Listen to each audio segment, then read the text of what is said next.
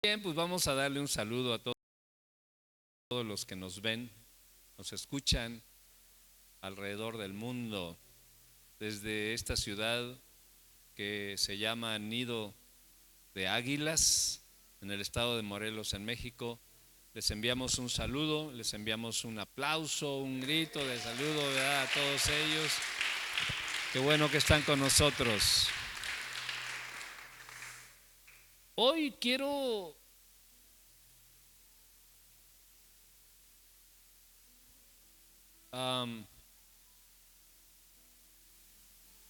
abordar un tema específico, especial, porque es un tema muy atacado, es un tema muy polémico en los últimos tiempos. Han salido por aquí, por allá, teólogos, recontra teólogos, escritores, hablando un poquito mal acerca de la Navidad.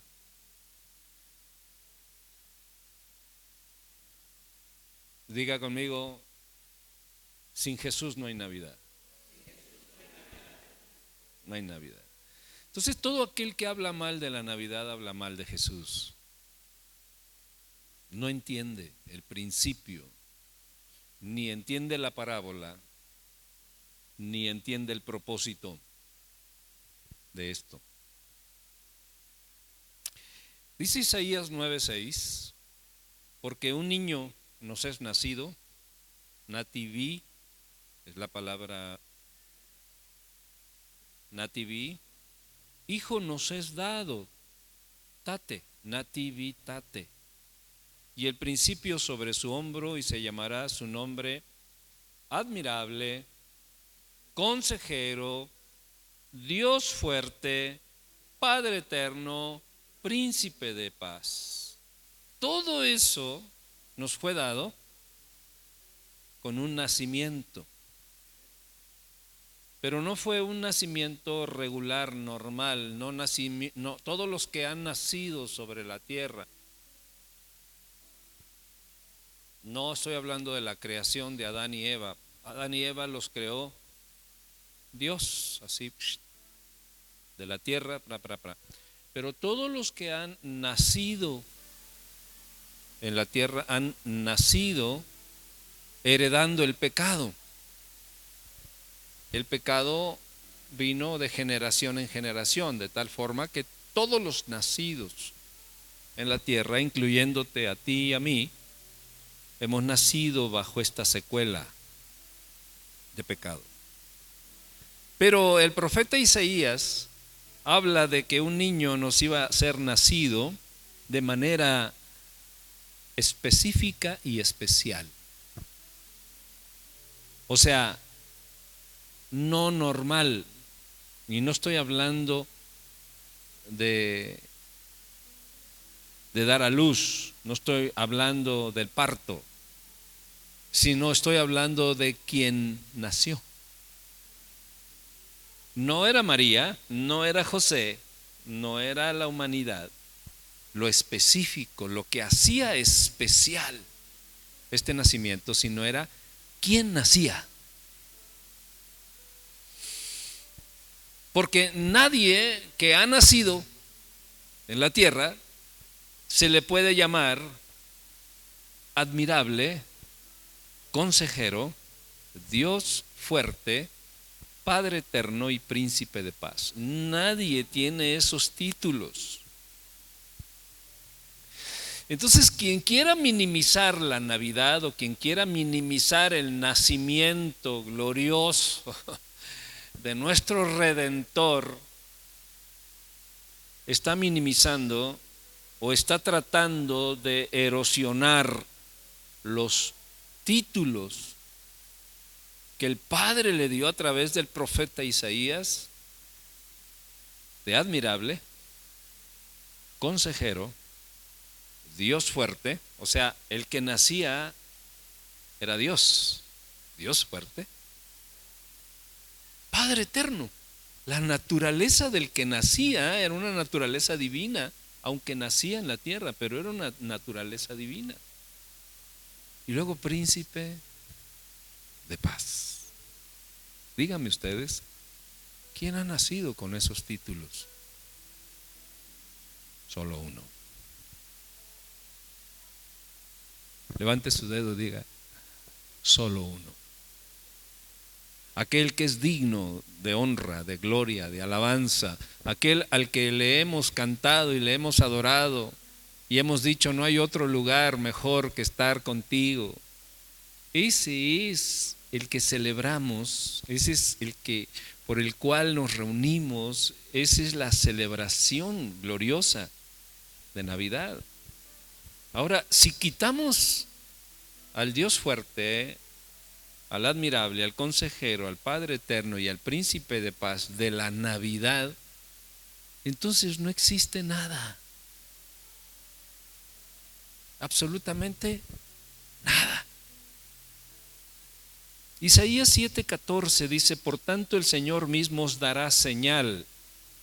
He aquí que la Virgen concebirá, otra señal, la Virgen concebirá y dará a luz un hijo, otra vez nativitate, y llamará su nombre Emmanuel, que quiere decir Dios con nosotros, otro título del que nace. Ya es admirable, ya es consejero, ya es Padre eterno, ya es príncipe de paz, ya es Dios fuerte y ahora es Emmanuel, el que ha traído a Dios para estar con nosotros. Fíjense qué maravilla, como para que empiecen a erosionar esta situación. Y hay un sinfín de gente que habla en contra de la Navidad y dentro y fuera de la iglesia. Eso es lo cardíaco, ¿no? Digo, fuera, pues ok, pero dentro. Mateo 1:23 dice, he aquí una virgen concebirá y dará a luz, otra vez Navidad, nativitate, un hijo. Y llamará su nombre Emmanuel, que traducido es Dios con nosotros o para nosotros. Entonces no porque se festeja mal la Navidad se tiene que cancelar la Navidad. No porque se festeja mal la Navidad se tiene que cancelar la Navidad. Estoy emocionado por este tema tan hermoso, tan maravilloso. No porque se predique mal a Cristo a través de muchas sectas, Cristo dejó de existir. O se tiene que dejar de predicar el evangelio, porque sin Navidad no hay evangelio. Escúchenme, por favor. Sin Navidad, ¿a quién predicas en tu evangelio? Sin aquel que nació con todos estos títulos, ¿a quién predicas en el evangelio? No hay evangelio sin Cristo, y no hay Navidad sin Cristo, y no hay vida sin Cristo, y no hay pan sin Cristo, y no hay eternidad con Dios sin Cristo, y no hay nada sin Cristo. La palabra admirable es un ser admirable, es aquel que no te cansas de verlo. No te cansas de verlo. No te cansas de estudiarlo. Cada vez que tú sabes algo más de Jesús, más te admira, más te enamoras, más te quedas perplejo. Pero aquel que no tiene interés en Jesús, pues le es indiferente. Sigue su día a día. Come el pan natural sin comer el pan espiritual y eterno. Pero dice la Escritura que Él es admirable, un ser admirable, hasta aquel que no te cansas de admirarlo, de verlo, estás embelesado. Cada que sabes más de Él dices wow, y cada que entiendes más de Él, más alabas su nombre, más entregas su alabanza. Entonces la alabanza a Dios, la gratitud a Dios consiste en estar conociendo lo admirable que Él es. Y cuando nosotros detenemos de conocer lo admirable que Él es, detenemos nuestra alabanza y detenemos nuestra adoración. Y cantamos por cantar. Hay una canción muy viejita de hace muchos años, me la han platicado,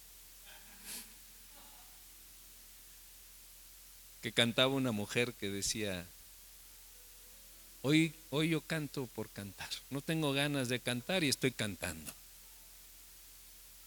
Y a veces, mis hermanos, si nosotros dejamos de entender que el que nació es admirable, dejamos de cantar y dejamos de adorar. Y empieza a ser rutina el hecho de ir a la iglesia y el hecho de que somos cristianos, y empieza a ser rutina porque no tenemos un apego con el admirable. No tenemos más que admirarle al admirable, no porque el admirable no tenga más que admirarle, sino porque hemos detenido nuestro análisis diario de aquel que es admirable. Ya nos admiran más otras cosas, o ya nos aterran más otras cosas. Están pasando cosas, Trump está amenazando al mundo y vamos de amenaza en amenaza y de juicio en juicio y de invasión en invasión. Y entonces de repente volteamos y nos admiramos de lo que está pasando en el mundo y dejamos de admirar al que verdaderamente es digno de admiración. Admirable. Cada día el Jesucristo, el Señor, te sorprende con algo glorioso, y este ser admirable es la única esperanza del mundo. Si tú y yo perdemos la admiración del admirable, se disminuye la esperanza del mundo, porque el admirable se hace admiración en ti para el mundo. Si el mundo deja de admirarse por tu cristianismo, por tu verdad en él, se disipa el evangelio. Te da igual. Te da igual el vecino, te da igual la mamá, el papá, si conocen, no conocen al admirable, es igual. O sea, y luego decimos, bueno, Dios tiene su tiempo. No, Dios te tiene a ti. Dios te tiene a ti. Dígale, Dios me tiene a mí, para que mi gente conozca al admirable, al consejero, al Dios fuerte, al Padre eterno, al príncipe de paz. Yo soy la vía de que el mundo conozca y tenga esperanza en Dios. Y no haga como que no pasa nada, porque Dios le está hablando. Admirable. Una persona admirable no pasa desapercibido.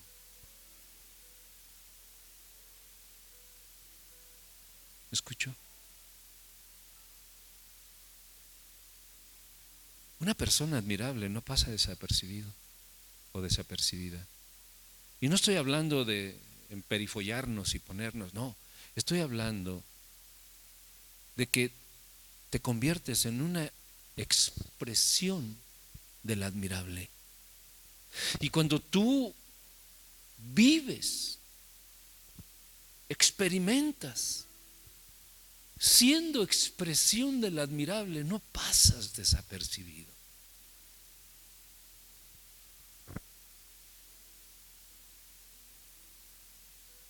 Y esa es la esperanza del mundo. Tú eres la esperanza del mundo. Tú y yo somos la esperanza del mundo. Pero a veces los conflictos que tenemos entre tú y yo disipan la admiración que el mundo pueda tener en nosotros, y entonces nos acusamos unos a otros. Y eso disipa la luz de admiración que el mundo debería de tener de Cristo en nosotros.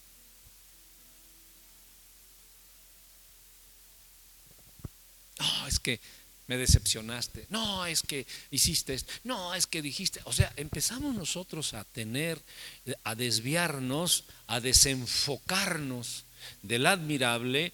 Automáticamente empieza a disminuir la luz de admiración en tu vida para el mundo, y lo único que ven son otras cosas a las cuales no quiero hacer ni énfasis ni darles importancia. Pero si disminuyen el brillo y la admiración que el mundo debe de tener en ti por Cristo, entonces sí tienen importancia. Dios fuerte. Pero antes de eso dice consejero. Un consejero es un asesor, es un experto, es un consultor guía, es un conciliador, es un maestro, es un tutor. Qué titulazo tiene nuestro Señor Jesucristo: asesor, experto, consultor guía, conciliador, maestro, tutor. Él siempre te llevará a la verdad. Siempre.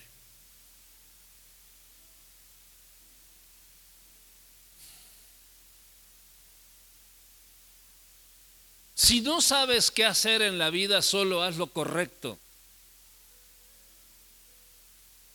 y estarás siendo guiado por el consejero. Si no sabes qué hacer en la vida, solo haz lo correcto. Mi esposa publicaba que es muy probable que el que da órdenes se equivoque, pero el que obedece jamás se equivoca. Es posible que yo como pastor, como apóstol, como el que está al frente es posible que yo me equivoque al dar una orden, pero el que obedece jamás se equivoca. Jamás. Porque está bajo autoridad. Y ese es el deleite y el brillo de que nuestro consejero siempre te llevará a la verdad. Y cuando al frente tienes a alguien que te lleva a la verdad, por eso, yo digo que las mamás tienen ¿qué les diré? El 99% de razón. No es mucho porque se esponjan. Pero siempre mamá dice, es por tu bien, es por tu bien. Y ahora las esposas le dicen a los maridos también, ¿verdad? Es por tu bien, sométete.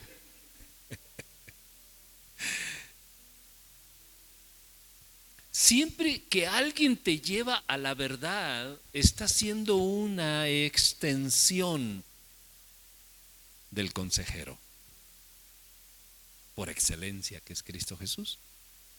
Aquel que te enseña marrullerías y aquel que te lleva y que tiene intenciones perversas y todo eso, no es el reflejo del consejero.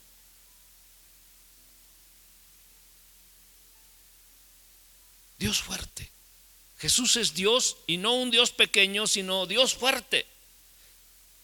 Muchos quieren ponerlo al nivel de Mahoma, de Confucio, del Papa y de todo. No, porque ellos no tienen este título. No, ninguno de ellos tiene los títulos del Señor. Ninguno de ellos nació de una virgen. Ninguno de ellos resucitó de los muertos. Ninguno de ellos es Padre eterno, príncipe de paz, Dios fuerte. Ninguno de ellos. Y muchos quieren poner a Jesús al nivel de Mahoma, de Confucio, de líderes religiosos. Qué ignorancia, con el perdón de la palabra, pero qué ignorancia de la Navidad. Disminuyen, diluyen este evento tan glorioso. No, es que Jesús no nació en diciembre, no importa cuándo nació, pero hay que celebrar que nació, que vino. Si hay una fecha, disfrutemos de ello para unirnos más y ser expresión, manifestación, extensión, demostración de aquel que dio su vida por ti y por mí. Qué hermoso el tiempo de Navidad, qué maravilloso. Padre eterno, en sus hombros está la paternidad de todo el universo. De todo el universo. El que vino y nació y que nos dio Navidad, en sus hombros estaba y sigue estando la paternidad, no solamente de la tierra, sino de todo el universo. Por eso es Padre eterno. Amén. Dele el aplauso al Señor. Y por último, príncipe de paz. La paz verdadera es un estado de gloria y es un estado de gracia. No es el conflicto entre naciones, ni entre familias, ni entre sociedades, ni entre economías, ni culturas, ni educación, sino más bien es un estado de gloria, es un estado de gracia. La paz de Dios, por eso el Señor Jesucristo dijo: mi paz os dejo y mi paz os doy. Yo no la doy como el mundo la da. Entonces, cuando nosotros estamos hablando, mis hermanos, del príncipe de paz, que es el que nació, estamos hablando de un estado espiritual, estamos hablando de un estado glorioso que nos otorgó el que nació como príncipe de paz. Y Navidad, que quiere decir nace vida para ti, nació para otorgarnos la paz. Y la paz no es la ausencia de conflictos, la paz no es la ausencia de problemas. La paz es un estado glorioso de gracia, es un estado glorioso, valga la repetición, es un estado glorioso de gloria. Y repito, no es la ausencia de problemas, porque todos tenemos problemas y todos tenemos retos y todos tenemos limitaciones y todos tenemos muchas cosas. Entonces, este príncipe glorioso te puede otorgar y me puede otorgar paz en medio de la tormenta. Qué maravilloso. Paz en medio de la tormenta. Es más, hay un canto, no hay una canción. Paz en medio de la tormenta.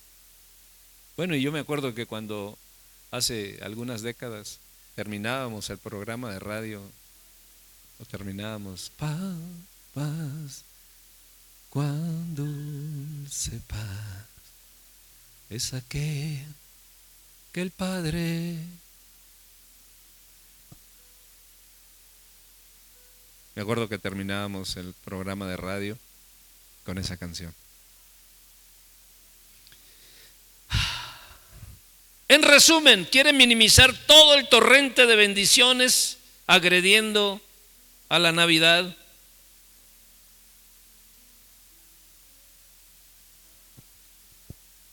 Es más, los medios de comunicación hoy en día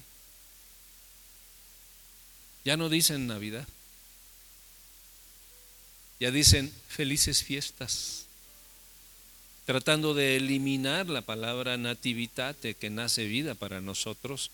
Y le doy gracias a Dios por el alcalde que tenemos, porque en la entrada del pueblo dice feliz Navidad, aunque todas la oposición de los medios de comunicación dijeron que pusieran felices fiestas, él se aferró y dijo: pónganle feliz Navidad.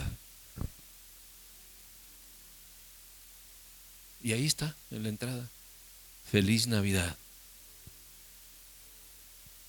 Manden un aplauso al alcalde, les caiga bien o no les caiga bien, pero manden un aplauso.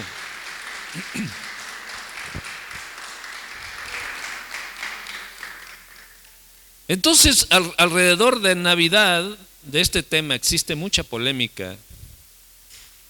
Y voy a entrar en lo más polémico de la Navidad.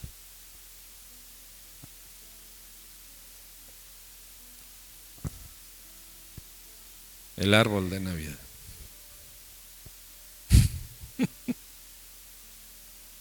Que si es bíblico, que si no es bíblico, que es un... Mire, déjeme decirle una cosa.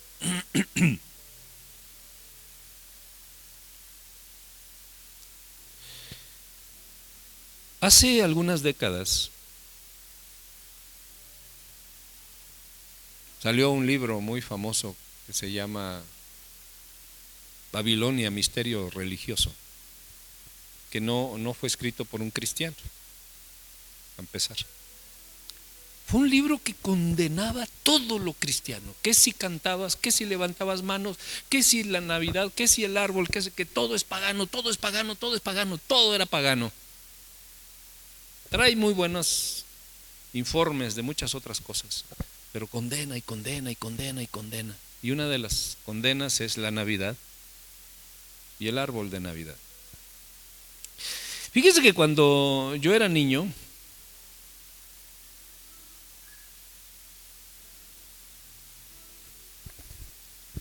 ¿ya vieron? Crecí en la congregación donde mi papá era el que predicaba la palabra, era el pastor. Mis abuelos eran ministros, mis bisabuelos también eran ministros. Yo soy la cuarta generación de ministros y mis hijos son la quinta generación. Estoy seguro que mis nietos serán la sexta generación que servimos al Señor. ¿Usted ha visto cuando hay una boda en la cultura mexicana y empieza la víbora de la mar? Ponen la novia y un lado y el novio por el otro lado, ¿no? Y él está así. Bueno, pues todos quieren tirar al novio, ¿a poco no? Llegan los de la víbora y empujan y quieren, y tiene sus ayudadores para que no caiga. Yo soy la cuarta generación de ministros, de siervos. ¿Ustedes creen que me van a tirar?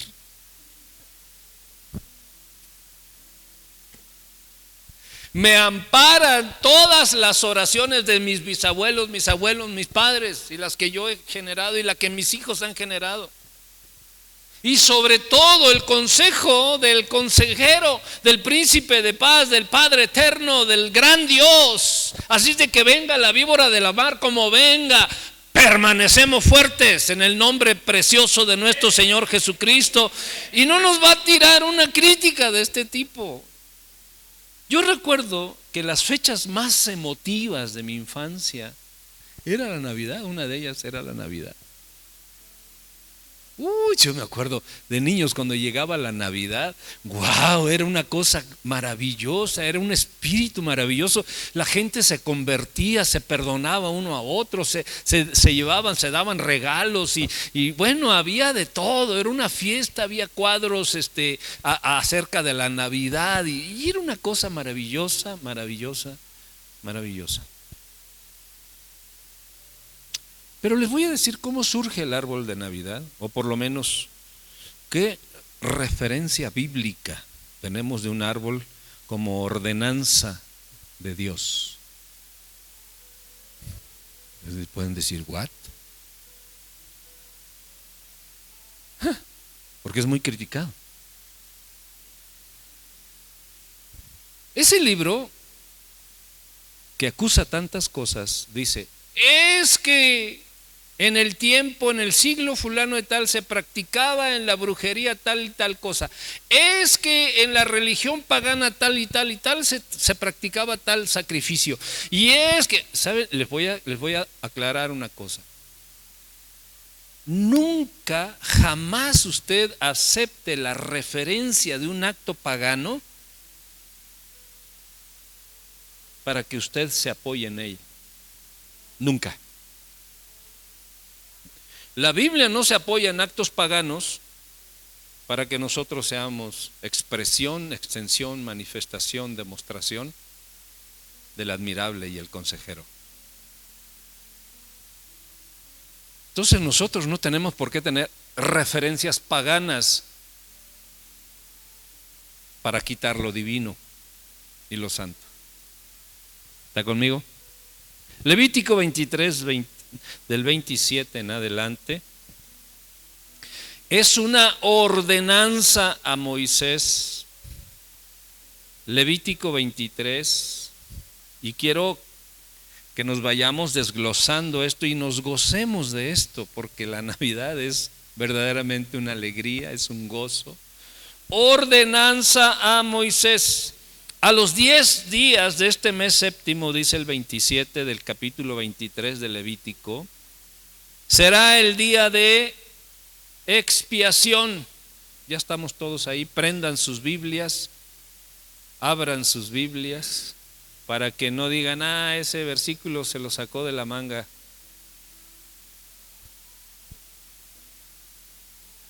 Levítico 23. Será día de expiación. Tendréis santa convocación. Miren, y el Señor sigue convocando gente, ¿no? Y afligiréis vuestras almas y ofreceréis ofrenda encendida a Jehová. Ningún trabajo haréis en este día, porque es día de expiación. ¿Qué es expiación? La expiación es el pago o reparación de las culpas mediante la realización de algún sacrificio, mediante algún sacrificio. Eso es expiación. Para reconciliaros delante de Jehová vuestro Dios, dice el 29, porque toda persona que no se aflige, o sea, que no toma en serio, eso es lo que significa, que tomes en serio, en este mismo día será cortada de su pueblo. Wow. ¿Será qué? Cortada de su pueblo.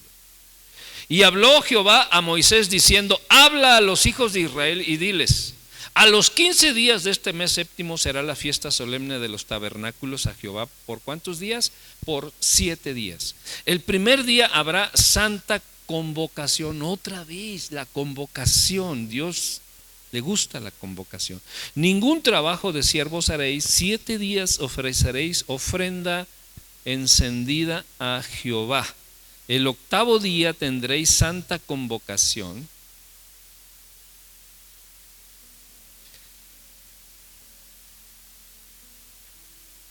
Se movió mi pantalla. El primer día habrá santa convocación, ningún trabajo de siervos haréis. 7 días ofreceréis ofrenda encendida a Jehová. El 8º día tendréis santa convocación y ofreceréis otra vez, ¿qué cosa? Ofrenda encendida a Jehová. Es fiesta. Diga conmigo, es fiesta. Es fiesta. Ningún trabajo de siervos haréis. Estas son las fiestas solemnes de Jehová, a las que convocaréis santas reuniones para ofrecer ofrenda. Otra vez dice ofrenda que encendida a Jehová, holocausto y ofrenda, sacrificio y libaciones, cada cosa en su tiempo. ¿Qué quiere decir libaciones? Libaciones es derramar vino, aceite o leche. A ver, póngame atención porque no quiero que se pierda este punto y usted entienda con claridad la Navidad. Libación es derramar vino, aceite o leche como ofrenda a Dios, en un acto de adoración y gratitud por las cosechas o en consagraciones. Híjole, ¿voy bien? ¿Qué dicen ustedes? Pues más o menos. Dice el 38, Además de los días de reposo de Jehová, de vuestros dones, de todos vuestros votos y de todas vuestras ofrendas voluntarias que acostumbráis dar a Jehová, pero a los 15 días del mes séptimo, cuando hayáis recogido el fruto de la tierra, ¿cuándo? El fruto de la tierra, haréis fiesta a Jehová por ¿cuántos días? El primer día será de reposo y el octavo día será también de reposo. Vamos al 40. Ponga atención en el 40. Y tomaréis el primer día ramas con frutos de árbol hermoso. Hello, how are you? Y tomaréis ramas con fruto de árbol hermoso, ramas de palmera, ramas de árboles frondosos y sauces de los arroyos, y os regocijaréis delante de Jehová vuestro Dios por 7 días. ¿Qué hacía el pueblo de Dios por ordenanza de Dios en el tiempo de expiación y en el tiempo de gratitud y en el tiempo de las fiestas solemnes de Dios, en el tiempo de alabanza, de adoración, de expiación, donde el Señor ofrecía al pueblo de Dios el perdón? La ordenanza: vayan, traigan ramas con fruto de árbol hermoso.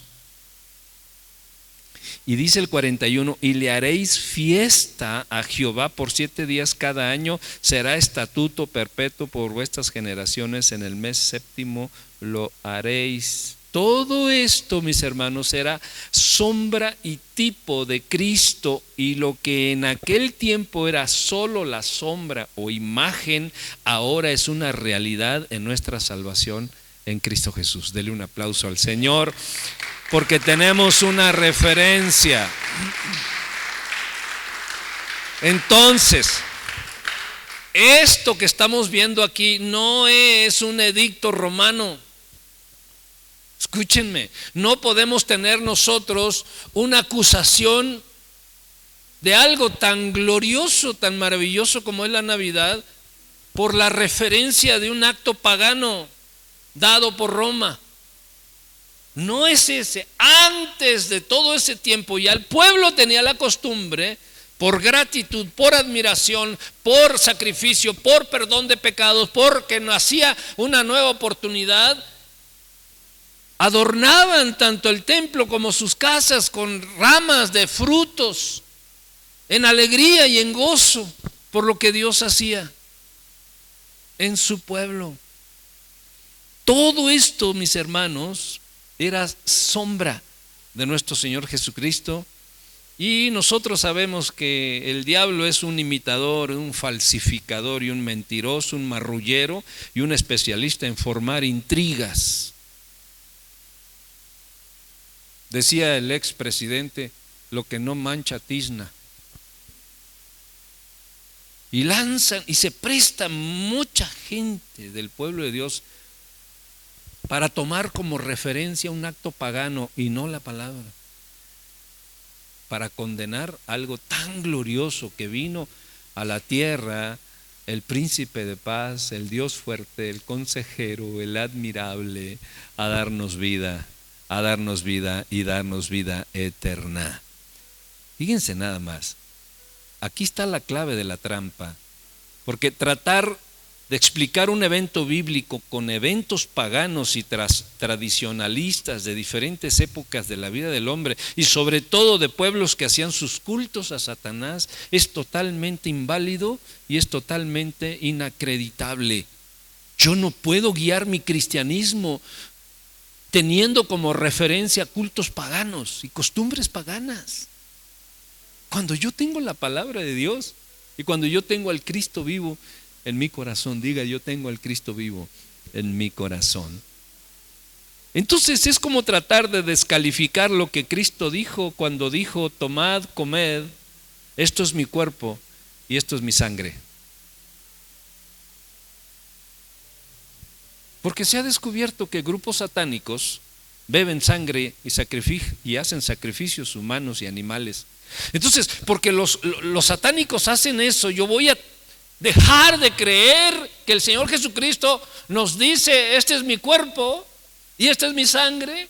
O sea, voy a dejar de tener la Santa Comunión simple y sencillamente porque los satánicos hacen algo perverso de eso. No, porque esa no es referencia para mi fe. Lo mismo sucede con la Navidad, con el nacimiento del admirable, del Dios fuerte, del Padre eterno, del Príncipe de paz.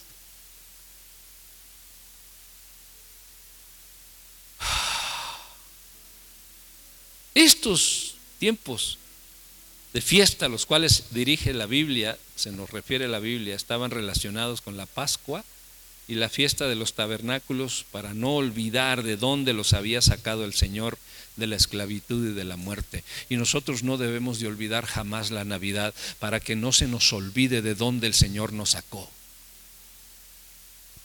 Nos sacó de una vida triste, de una vida pagana, de una vida sin rienda, de una vida con atajos morales, espirituales, y no caminando el camino real de la vida en Cristo.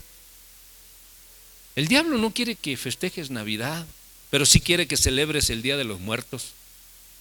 Oh, sí, vístete de muerto, vístete de Halloween y ándale, como Speedy González, ándale, pide calaverita y vístete de bruja y vístete de brujo. Y eso es lo que impulsa el enemigo.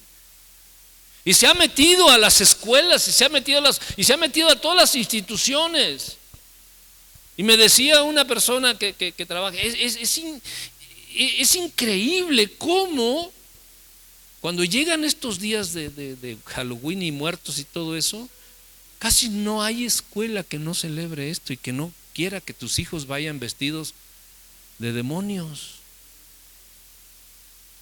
Es triste, pero muchos cristianos visten a sus hijos de Halloween y de demonios, y comen pan de muerto y comen rosca de Reyes, que es un sacrificio. Toda esa rosca de Reyes con los muñecos era el sacrificio que hacían de los niños a Moloc, el dios Moloc. La gente come rosca y come pan de muerto y vistes. O sea, ese es paganismo y eso es condenativo. ¿Y por qué condenar la Navidad? Felices fiestas, felices fiestas. No, usted diga feliz Navidad. Y si le dicen no, feliz Navidad, porque lo que se celebra es a Cristo, es el nacimiento de Cristo Jesús. Sin Cristo no hay Navidad y sin Cristo no hay felices fiestas. Punto. Felices fiestas. ¿Qué celebras en felices fiestas? ¿Qué se celebra? Si le quitan las felices fiestas a la Navidad y le quitan a Cristo, ¿qué celebra? Pues no sé, cualquier otra cosa menos la Navidad y el nacimiento del Dios viviente hecho carne en la tierra, que vino a ser nuestro Redentor soberano, glorioso y absoluto. Empiezo a terminar.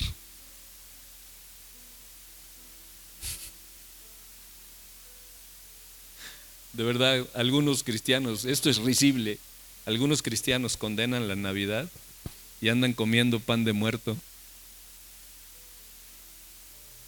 Algunos cristianos condenan la Navidad y visten a sus niños de brujos y de vampiros, y algunos condenan la Navidad y comen rosca.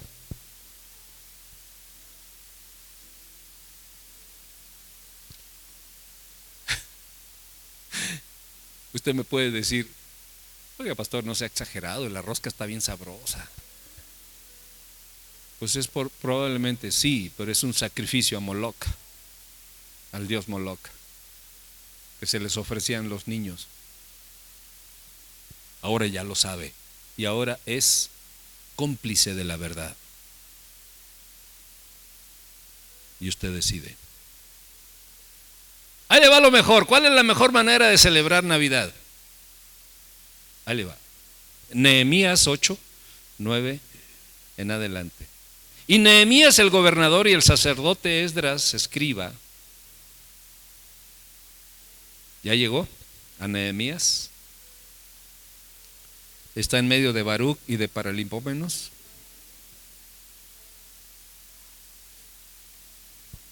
No se crea, esos son libros apócrifos.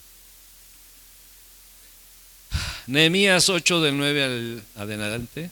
Y Nehemías el gobernador y el sacerdote Esdras escribas y los levitas que hacían entender al pueblo dijeron a todo el pueblo: día santo es a Jehová nuestro Dios, no se entristezcan ni lloren. Estos días no son para entristecerse ni llorar, porque todo el pueblo lloraba oyendo las palabras de la ley. Y luego les dijo: id, comed gordo, comed grosura y bebed vino dulce y enviad porciones a los que no tienen nada preparado. ¿Por qué en este tiempo se regalan cosas y se llevan? Da porciones, haz de comer y comparte, come. Híjole, algunos no quisiéramos, pero miren, la ordenanza del Señor es que come.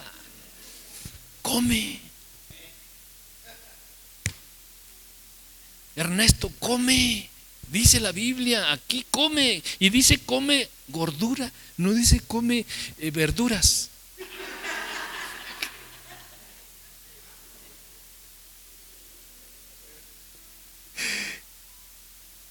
Qué bueno que el Señor dice come. Ahí ya tiene justificación.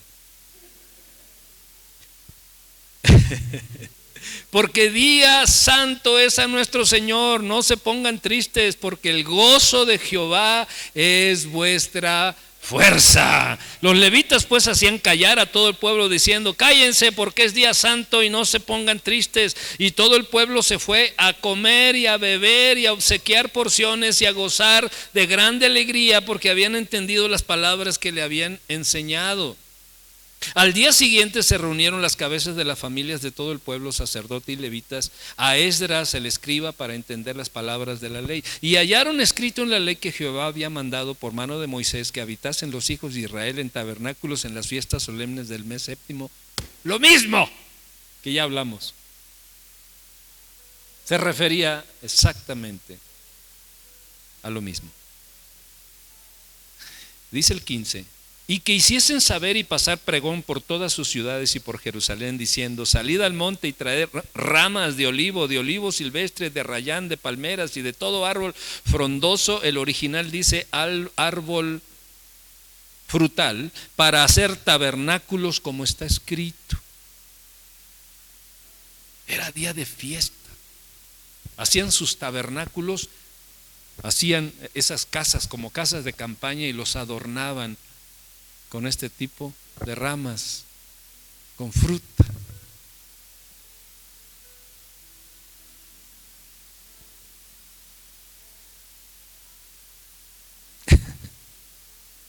Salió pues el pueblo y trajeron ramas, hicieron tabernáculos, cada uno sobre su terrado, en sus patios. ¿Dónde lo pusieron? ¿Dónde pone usted la rama que en sus patios, en sus terrados? ¿En los patios de la casa de quién? En la casa de Dios. En la plaza de la puerta de las aguas y en la plaza de la puerta de Efraín. Y toda la congregación que volvió de la cautividad hizo tabernáculos y en tabernáculos habitó, porque desde los días de Josué hijo de Nun hasta aquel día no había hecho así los hijos de Israel. Y hubo alegría muy grande. Quiero regresar al 8:10. Dice comed grosura. Y en otras partes dice coman gordo. No se coman al gordo. No. Coman gordo. ¿Qué quiere decir coman gordo? A ver, explíqueme. Alguno que le gusta comer, que me explique qué significa coman gordo. Miren, iba a usar una palabra mexicana, pero no me atrevo.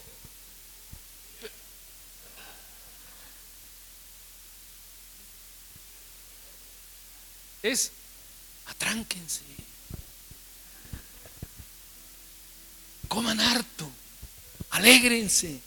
Todo esto, mis hermanos, era lo que nosotros conocemos como la sombra de lo que vendría, que sería nuestro Señor Jesucristo. Todos ellos vivían la sombra, la promesa.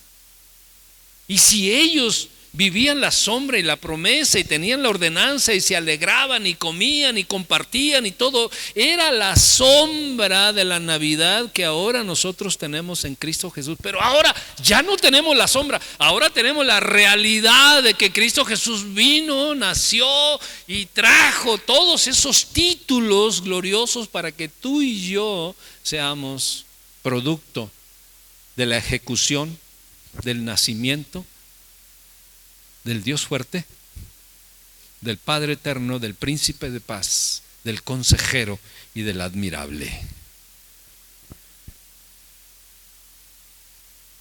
Navidad es motivo de alegría, de gozo, de comer gordo, de compartir, de alegrarse, haga sus platillos favoritos y comparta y dele al vecino, dele al hermano, alégrese. ¿Por qué? Porque estamos en tiempo de Navidad, estamos en tiempo en que se celebra aquella consumación del nacimiento y la ejecución de la salvación del mundo a través del que vino a nacer en aquel pesebre y que nos trajo vida y nos trajo abundancia y nos trajo gloria y nos trajo gozo.